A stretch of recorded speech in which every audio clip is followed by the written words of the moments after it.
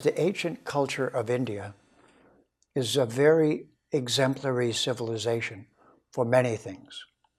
Many things happened there and they thought about them very deeply. But there's a principal rule in yoga, in the Vedic knowledge, and you see it embodied in the Namaste.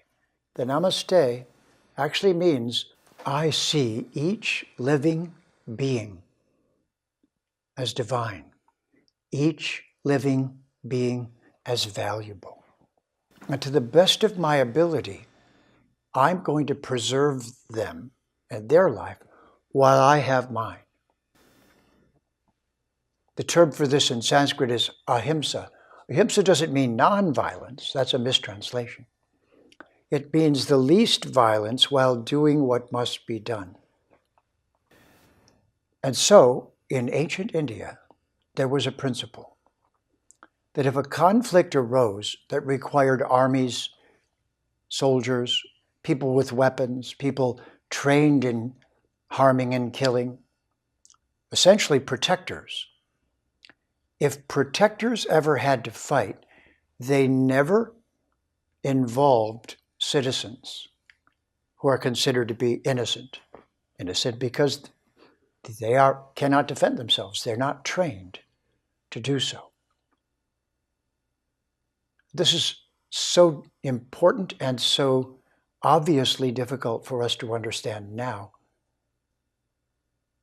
But what the ancients used to do is, in order to have a conflict, trained soldiers with their weapons would go to a field.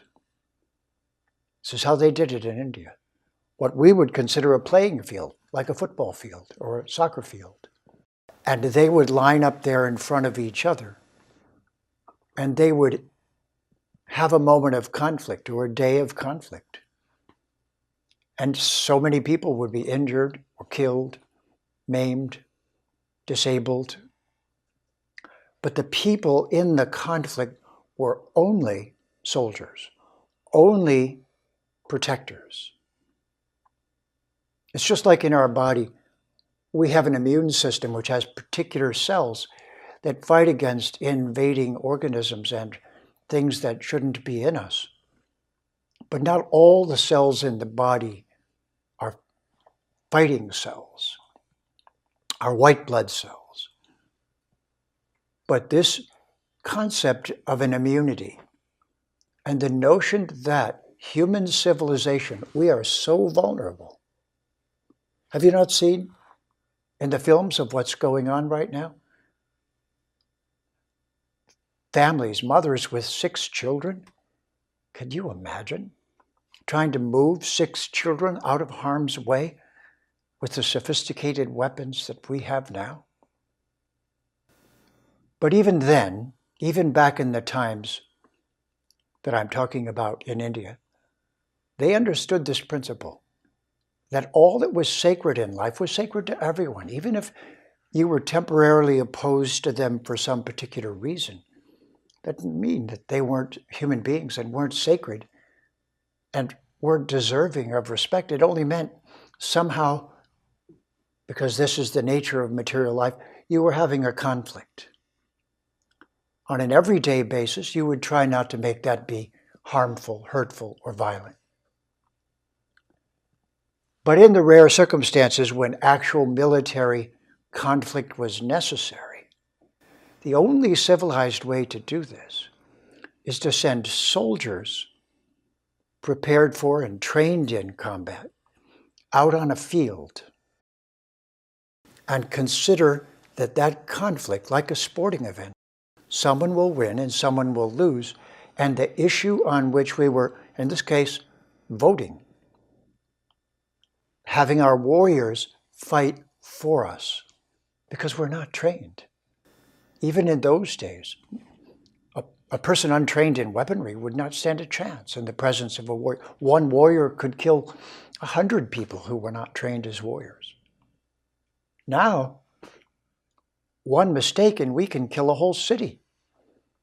What we're witnessing right now is supposed to be a very important lesson for all human beings to stop and reconsider that we have to find another way to act out this conflicted and quarrelsome nature that is inherent to us. We actually have to find a way to do that that doesn't go down the road we're going down now. Cause us to destroy the very tender feelings, the very reason that anyone might fight in a conflict is to protect someone that they love and adore.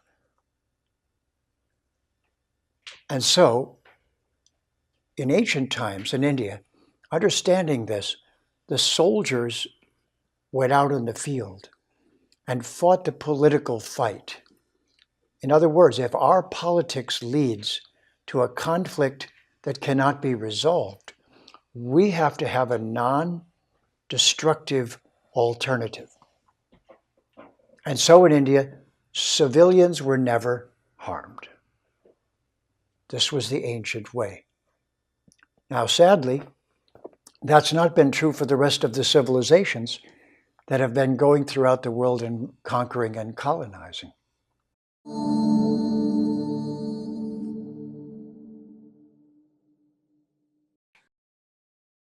Please remember to subscribe to us and switch on the notifications for this channel.